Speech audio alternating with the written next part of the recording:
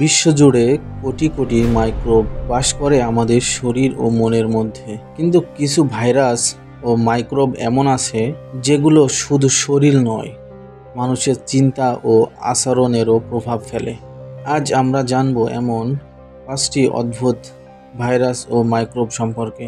Number 1, toxoplasma গন্ডি, একটি পরজীবী যা বিড়াল থেকে ছড়ায়। এই মাইক্রোব মানুষের মস্তিষ্কে প্রবেশ করে তার আচরণের পরিবর্তন আনতে পারে, যেমন মানুষের সাহসিকতা বাড়িয়ে দেয় এবং ভয়ের অনুভূতি কমিয়ে দেয়। Number 2, herpes virus. এই ভাইরাস সাধারণ সরাইজনক হলেও গবেষণায় দেখা গেছে এটি মানুষের মস্তিষ্কে দীর্ঘদিন থেকে মানসিক সমস্যার কারণ হতে পারে।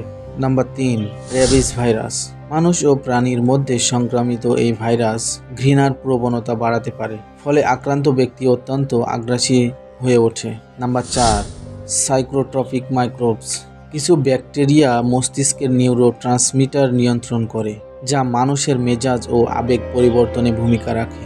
Number 5, pneumonia bacteria. কখনো কখনো এই ব্যাকটেরিয়া ব্রেন ইনফেকশন তৈরি করে, যার ফলে মানসিক বিভ্রাট দেখা দিতে পারে। এই মাইক্রোবগুলো আমাদের শরীর ও মস্তিষ্কের অদৃশ্য অঙ্গনে লুকিয়ে রয়েছে এবং তাদের প্রভাব কখনো কখনো আশ্চর্যজনক হতে পারে।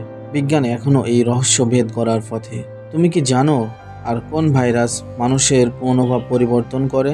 কমেন্টে জানাও। আর পরবর্তী ভিডিও পেতে গল্পগ্রাফির সাথেই থাকো।